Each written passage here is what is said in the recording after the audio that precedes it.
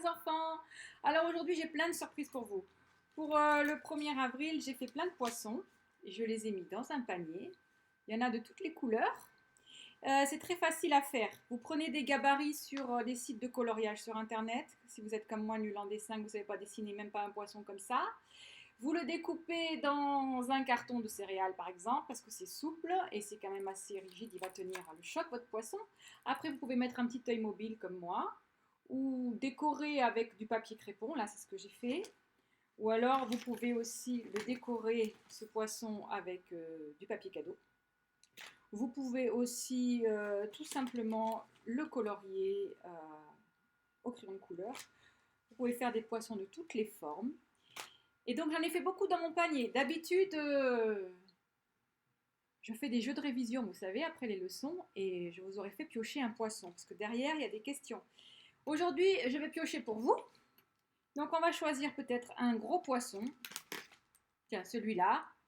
Orange, rouge, jaune, il est beau. Pourquoi est-il important que les enfants rencontrent le Seigneur Jésus? Voilà la question que j'ai piochée. Alors, je vous pose cette question, vous allez bien écouter mon histoire et à la fin, on va essayer de répondre. Si les parents sont avec vous, ils peuvent peut-être vous aider. Pourquoi est-il important que les enfants rencontrent le Seigneur Jésus? Allez, une deuxième question, vous vous sentez pour écouter très bien l'histoire et répondre à deux questions? On va peut-être en prendre un petit maintenant, un tout petit. Voilà, un tout petit d'une couleur totalement différente. Comment peux-tu rencontrer Jésus aujourd'hui? Alors, je rappelle les deux questions avant de commencer mon histoire. Comment peux-tu rencontrer Jésus aujourd'hui? Et pourquoi est-il important que les enfants rencontrent le Seigneur Jésus? Alors, as-tu déjà rencontré une star? C'est pas facile de rencontrer les stars, hein? Moi, ça m'est arrivé bien sûr d'aller à un concert où j'ai vu quelqu'un d'important sur scène, mais en fait tellement important qu'on ne peut pas les approcher. Peut-être que toi, tu as chez toi un autographe de ta chanteuse préférée ou de ton joueur de foot préféré et tu le gardes bien précieusement. Parce que c'est quelqu'un de très important, de très connu, et tu es très fier d'avoir sa signature au dos d'une carte. En tout cas, ce qui m'arrive jamais à moi, c'est qu'on me demande dans la rue un autographe. Personne ne me dit jamais «Ah, c'est Véronique! Oh, quelle chance de te rencontrer! Est-ce que tu peux me signer un autographe?» Est-ce que toi, ça t'arrive ça? Je pense pas, hein. Je crois qu'on n'est pas des personnes très importantes. Pour les gens qu'on croise comme ça tous les jours, on ne doit pas être des personnes très importantes. Personne ne nous demande d'autographe. C'est une question très importante. Savoir qui est une star, qui ne l'est pas, qui est connu. Et les 12 amis de Jésus se posaient exactement la même question. Ils voulaient savoir qui était le plus important aux yeux de Jésus.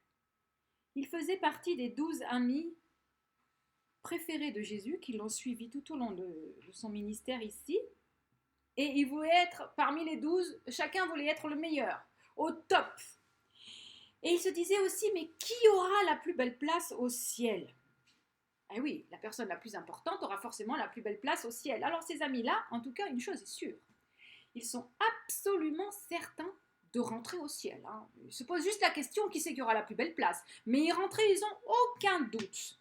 Est-ce qu'ils ont bien raison d'avoir aucun doute? C'est ce que nous allons voir. En tout cas, ils se disent, puisqu'on veut savoir qui est le plus important aux yeux de Jésus, le mieux c'est encore de lui demander. Alors c'est ce qu'ils font. Ils vont voir le Seigneur Jésus et ils lui demandent qui est le plus important à tes yeux? Qui aura la plus belle place au ciel? Alors Jésus appelle un petit enfant et le met au milieu d'eux. Voilà une réponse bien étonnante. Hein. Dans la foule, là, il y avait un petit enfant et Jésus l'a mis au milieu d'eux. Et il leur a dit, si vous ne changez pas et ne devenez pas comme un petit enfant, vous n'entrerez même pas au ciel. Vous, vous croyez qui aura la plus belle place. Mais moi, je vous dis, si vous ne changez pas et ne devenez pas comme un petit enfant, vous n'entrerez pas au ciel. Oh, eux qui voulaient la plus belle place. Quelle surprise! Mais comment des adultes comme ça peuvent redevenir des petits-enfants? Mais qu'est-ce que dit le Seigneur Jésus? Pour entrer au ciel, pour être sauvé, il faut redevenir un petit enfant. Mais alors, être sauvé, entrer au ciel, c'est vraiment une chose impossible. Qui peut être sauvé? aux hommes, cela est impossible, mais à Dieu, tout est possible. Oui, c'est un verset qu'on a déjà vu, mais cette fois-ci, on peut le voir en entier. Qui peut être sauvé? Aux hommes, cela est impossible, mais à Dieu, tout est possible. Pourquoi est-ce qu'il faut devenir comme un petit enfant pour rentrer au ciel? Qu'est-ce que voulait dire le Seigneur Jésus? Toi qui es un tout petit enfant, tout petit peut-être, tu n'es même pas encore au CP, tu ne sais ni lire ni écrire. Si tu perds tes parents au supermarché, tu paniques. C'est normal. Tu es un tout petit enfant. Si tu perds ton papa et ta maman, tu ne peux plus rien faire. Tu ne sais plus la route pour rentrer chez toi peut-être. Tu ne peux pas conduire la voiture pour rentrer à la maison. Tu n'as pas d'argent pour t'acheter à manger. Tu ne peux rien faire. Sans ton papa ou ta maman, au moins un des deux, tu ne peux rien faire. Voilà pourquoi il faut devenir comme un petit enfant. Savoir qu'on ne peut rien faire pour être sauvé. On ne peut que compter sur Dieu. Parce qu'aux hommes, c'est impossible d'être sauvé. Mais à Dieu, tout est possible. Et les petits-enfants sont importants pour Dieu. Ce jour-là, le Seigneur Jésus a pris un petit enfant et l'a montré en exemple à ses grands disciples qui sont les meilleurs amis de Jésus, qui sont sûrs de rentrer au ciel, qui veulent la meilleure place, mais qui n'ont pas compris qu'ils ne peuvent même pas rentrer au ciel par eux-mêmes, par leur propre force. En fait, les petits-enfants sont tellement importants aux yeux de Dieu. Même les petits-enfants qui ne sont pas encore à l'école primaire, même ceux qui ne sont même pas encore à la maternelle, les tout petits, sont tellement importants aux yeux de Dieu que Jésus est mort pour eux. Sur la croix, Jésus n'a pas porté que les péchés des adultes. Jésus n'a pas porté que les péchés des moyens ou des grands enfants. Jésus a porté les péchés des tout petits enfants. Parce que les tout petits enfants sont importants pour Jésus. En fait, la Bible nous dit que Jésus aime les petits enfants. Voilà une bonne nouvelle pour toi aujourd'hui. Le Seigneur Jésus aime les petits enfants. Alors, c'est une vérité tellement importante que je vais la mettre aussi sur mon mur, pas seulement dans mon ordinateur. Je vais la mettre aussi sur mon mur, là. Le Seigneur Jésus aime les petits enfants, même les tout petits. Est-ce que les amis de Jésus s'en souviendront? Voilà qu'un jour, Jésus enseigne une foule nombreuse et il leur parle de choses très très importantes, des choses qui concernent les grandes personnes. Quand tout à coup, on entend un bruit. Oh là là là là! Et ça court, et ça tape, et ça crie, et ça pleure. Ah oui, ce sont des tout petits enfants. Ça fait beaucoup de bruit, tout ce bruit. Et alors les amis de Jésus approchent de ces enfants qui sont là avec leurs parents. Mais non, non, non, vous ne pouvez absolument pas déranger Jésus. Jésus est là pour les grandes personnes, lui, Il est bien trop occupé. Vous voyez les adultes là derrière qui poussent les bébés et les mamans là. Le Seigneur Jésus est trop occupé. Mais le Seigneur Jésus n'est pas du tout content de la réaction des disciples. Il se met même en colère. Il leur dit fermement: laissez les petits enfants venir à moi et ne les en empêchez pas. Parce que le Seigneur Jésus aime les enfants. On n'a pas le droit d'empêcher les enfants de venir à Jésus. Pourquoi est-ce que les enfants ont besoin de venir à Jésus? Même les petits-enfants. Je crois que ça me fait penser à une question que j'ai posée au début. Alors écoute bien. Les petits-enfants, eux aussi, ont besoin de Jésus pour être sauvés. Parce que malgré ce que pensent certains adultes, les petits-enfants ne sont pas innocents et parfaits. Pas du tout. Les petits-enfants peuvent très bien taper leur petit frère, casser la tour de Lego exprès juste pour l'embêter. Les petits-enfants peuvent très bien être égoïstes et ne pas prêter leurs jouets. Les petits-enfants, tout petits, avant d'aller à l'école primaire, peuvent très bien mentir pour se protéger d'une punition. Et si certains adultes pensent que les enfants sont innocents et parfaits, toi qui es un petit enfant, tu sais très bien. Tu sais très bien que tu as toutes ces choses dans ton cœur. Et parce que tu as toutes ces choses mauvaises dans ton cœur, Tu as besoin du Seigneur Jésus pour être sauvé. Lui seul peut enlever ces mauvaises choses. Alors aujourd'hui, toi qui es un petit enfant, tu as besoin d'aller au Seigneur Jésus, de le rencontrer comme les enfants qu'on a vus sur l'image, et de lui dire, enlève le mal qu'il y a dans mon cœur. Voilà pourquoi les petits-enfants ont besoin de venir à Jésus. Jésus les aime, il va les accueillir. Aujourd'hui, il n'est plus sur cette terre pour t'accueillir. Cette histoire s'est passée il y a 2000 ans. Depuis, il est remonté au ciel. Mais tu peux venir à Jésus aujourd'hui tout simplement en le priant. Parce que Jésus est Dieu et il est au ciel. Tu le pries, tu lui dis oui. Je sais que j'ai ces mauvaises choses dans mon cœur. Enlève-les. Et Jésus, qui t'aime, va le faire. Parce que le Seigneur Jésus aime les petits-enfants. Alors, le Seigneur Jésus, il n'écoute pas les disciples qui ne veulent pas que les enfants s'approchent. Au contraire, le Seigneur Jésus les prend dans ses bras et veut leur faire du bien. Veut leur faire du bien. Le Seigneur Jésus les aime.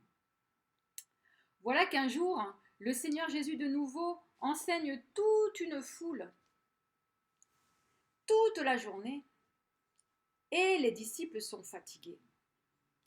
Alors le Seigneur Jésus leur offre un jour de congé.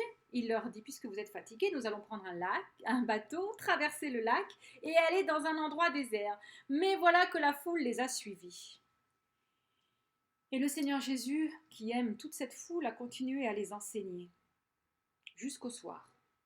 Et les disciples sont vraiment fatigués. Alors ils vont voir le Seigneur Jésus, ils disent, s'il te plaît, renvoie-les, on a faim, nous. Et alors ils trouvent une excuse, ils ont faim, ils n'ont même pas eu le temps de manger, nous dit la Bible. Ils disent au Seigneur Jésus, renvoie-les parce qu'ici, cette pauvre foule a faim, ils n'ont rien à manger, on est dans un endroit désert, il n'y a pas de supermarché pour faire les courses, donc renvoie-les pour qu'ils puissent manger. Mais le Seigneur Jésus leur dit, donnez-leur vous-même à manger. Ah, ça alors, bien sûr, à Dieu tout est possible, c'est ce que nous avons vu sur notre verset. Mais les disciples, ils comptent les sous. Philippe compte les sous qu'il a dans la poche et il dit, mais Seigneur Jésus, c'est impossible. Comment est-ce qu'on va nourrir toute cette foule avec ces quelques pièces que j'ai au fond de ma poche, sachant qu'il n'y a même pas de magasin dans cet endroit désert? Alors le Seigneur Jésus leur dit, combien avez-vous de pain? Alors les disciples vont voir la foule et puis ils essayent de demander si quelqu'un a du pain. Les gens, s'ils avaient pris un pique-nique ce jour-là, comme on est le soir, ils l'ont déjà mangé. Donc certains avaient des paniers, oui, des paniers. Beaucoup de paniers, mais des paniers vides. Il y avait là un petit garçon qui, lui, avait un panier plein de pique-niques qu'il n'avait pas encore touché. Il avait 5 pains et 2 poissons. Alors, c'est André qui a trouvé ce petit garçon. Il va voir Jésus et puis il lui dit, alors oui, bon, alors on a bien un jeune garçon qui a 5 pains et 2 poissons. Et il rajoute, qu'est-ce que cela pour tout ce monde? Qu'est-ce que cela? Mais ces 5 pains, c'est rien du tout. Ces 2 poissons, c'est rien du tout. Et on a l'impression qu'il dit aussi, ce petit garçon-là, c'est pas grand-chose non plus. Donc, qu'est-ce qu'on va faire avec ça? Un petit garçon, 5 pains et 2 poissons, cela n'est rien. Qu'est-ce que cela pour tout ce monde? Oui, des fois, les adultes, même des fois dans l'église, quand un enfant veut faire quelque chose pour l'église, ils disent « Qu'est-ce que cela, quoi? Ça sert à rien, c'est un petit enfant, il va mettre une petite pièce rouge dans la collecte. Mais qu'est-ce qu'on va en faire de ces petites pièces rouges? Rien du tout.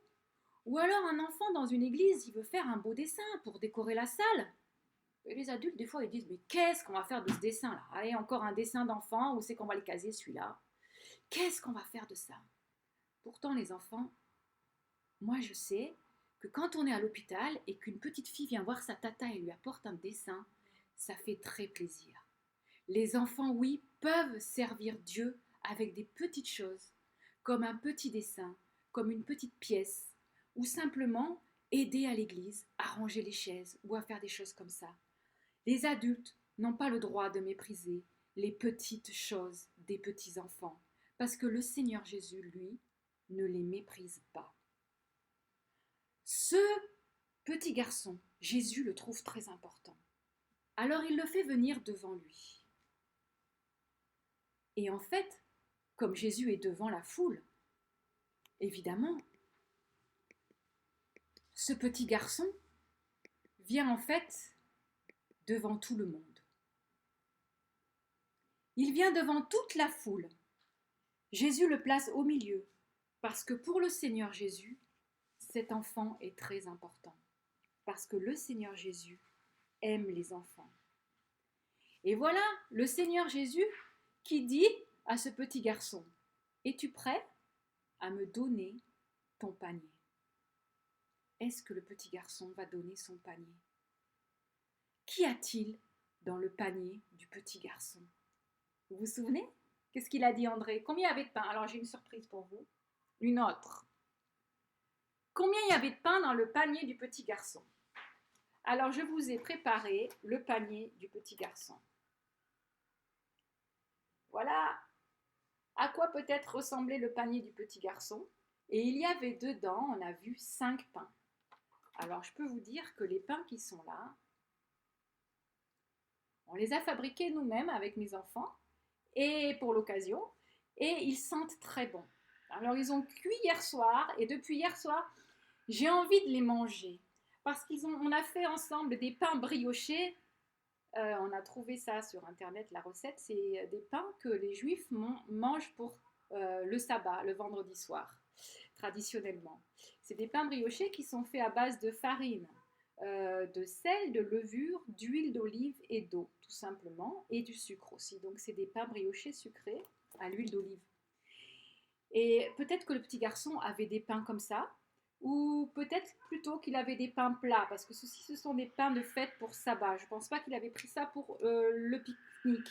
Il avait pris peut-être des pains plus simples, mais je n'ai pas trouvé la recette des pains plats à l'huile que font les Juifs dans ce pays-là. Alors ces petits pains sentent très bon. Et dans son panier, le petit garçon, il a aussi, on a vu, 2 poissons. Alors bon, en ce moment, c'est compliqué de faire les courses. Je n'ai pas trouvé des poissons frais comme ça. On va prendre les mêmes poissons que nos questions. Dans son panier, il avait donc ces 5 pains et ces 2 poissons qui sentaient si bon. Et il n'avait pas pensé à manger, il était trop occupé ce jour-là à écouter le Seigneur Jésus. Et finalement, quand il y pense, quand on lui demande son pique-nique, il se dit, tiens, j'ai bien un petit creux dans le ventre quand même. Certainement. Mais ce petit garçon va décider de donner son panier de pain au Seigneur Jésus. Alors je vais reprendre mon panier de pain.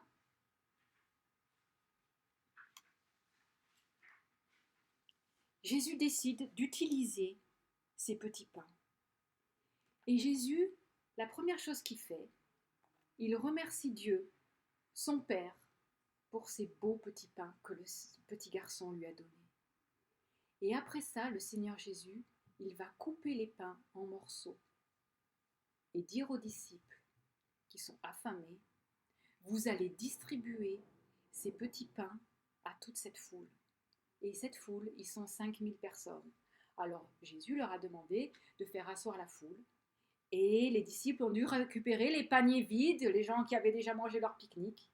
Et ils ont distribué le pain à 5000 personnes. Rappelle-moi combien il y avait de pain dans le panier du petit garçon là? Combien il y en avait? Il y en avait 5. Avec 5 petits pains. Avec 2 petits poissons. Ils ont nourri toute cette foule.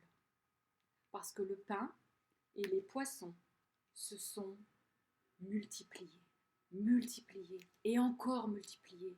Et les disciples, qui étaient que 12, ont distribué cette nourriture à 5000 personnes. Est-ce que tu peux imaginer ce qui s'est passé dans la tête de ce petit garçon qui était là devant et qui a vu ces petits pains cassés? Il a eu sa part lui aussi. Il a mangé lui aussi son pain et ses poissons. Mais toute la foule a mangé. Quelle joie de voir que le Seigneur Jésus peut se servir de toi. Quelle joie avait ce petit garçon. Mais comme j'ai bien fait de donner mes 5 petits pains et mes 2 poissons au Seigneur Jésus. Oui, le Seigneur Jésus t'aime et il veut se servir de tes dons. Le Seigneur Jésus veut se servir de tes dons parce qu'il t'aime et avec ça, il peut faire un grand miracle. Un bien grand miracle. Tout le monde va manger des petits pains. Tout le monde va manger du poisson. Mais qu'est-ce que toi, aujourd'hui, tu peux donner au Seigneur Jésus? On l'a vu, le Seigneur Jésus, tu as besoin de le rencontrer. Mais il n'est plus sur terre, il est au ciel. Qu'est-ce que toi, tu peux lui donner aujourd'hui? Eh bien, tu peux lui donner ta vie. Ta vie. Si toi, qui es tout petit aujourd'hui, tu donnes ta vie à Jésus, c'est très précieux. Parce que ta vie, elle est encore longue. Et donc, Jésus peut faire de grandes choses dans ta vie. S'il peut faire un si grand miracle avec des pains et des poissons, il peut faire des choses encore plus belles avec une vie entière. Donne-lui ta vie. Jésus t'aime. Il veut te sauver. Et il veut utiliser ta vie. Après cela, quand ils ont eu fini de distribuer, Jésus leur a demandé de ramasser les restes. Sais-tu combien il y avait de restes? Il y avait 12 paniers de restes. Le petit garçon a donné un panier avec 5 pains et 2 poissons. Après cette histoire, les disciples ont récolté 12 paniers de restes de pain et de poissons. Si tu donnes ta vie à Jésus, il va faire de grandes choses avec. Alors avant de se quitter quand même, je crois que j'ai oublié nos petites questions. Alors dans le panier, j'ai mis les 2 poissons qu'on avait tirés au début. Et je vais relire les questions. Comment peux-tu rencontrer Jésus aujourd'hui? Alors je te l'ai dit, je dis qu'aujourd'hui Jésus n'était plus sur terre, qu'il était au ciel, mais qu'on peut le rencontrer en priant, en lui parlant, tout simplement. Parce que Jésus est Dieu, il est au ciel et il t'entend. Donc tu peux le rencontrer en lui parlant. Et lui, il te répond à travers la Bible, parce que c'est dans la Bible que j'ai lu cette histoire. Donc on peut dialoguer avec Jésus aujourd'hui en priant. Comme ça, tu peux le rencontrer. Alors sur le grand poisson, il y avait une autre question. Pourquoi est-il important que les enfants rencontrent le Seigneur Jésus? Ça aussi, je l'ai dit. Est-ce que tu t'en souviens? Je te laisse réfléchir. Pourquoi est-il important que les petits-enfants rencontrent le Seigneur Jésus? Parce qu'ils les aiment, oui, ça on l'a dit plusieurs fois, mais aussi parce que les petits-enfants, même s'ils sont tout petits, ont du mal dans le cœur et qu'avec ce mal-là, ils ne pourront jamais rentrer au ciel. Et que si tu viens à Jésus, si tu le rencontres, il peut enlever ce mal. Et un jour, tu pourras aller au ciel. Maintenant, moi, j'ai une petite question subsidiaire pour les parents quand même. Parce que pourquoi on ferait toujours travailler les enfants? Les parents qui sont là et qui regardent cette vidéo, j'ai une petite question. Qui a amené les petits-enfants au Seigneur Jésus? Voilà, que cette question dont vous avez la réponse, qui est très facile, vous fasse réfléchir. Merci.